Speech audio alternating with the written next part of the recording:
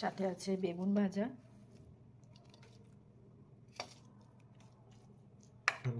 হ্যাঁ শসা, লেবু রয়েছে, আর এখানে করেছি ডিম কারি। এটা হয়েছে ঝিঙে দিয়ে চিংড়ি দিয়ে পোস্ত, পোস্ত না এমনি একটা তরকারি পেঁয়াজ দিয়ে।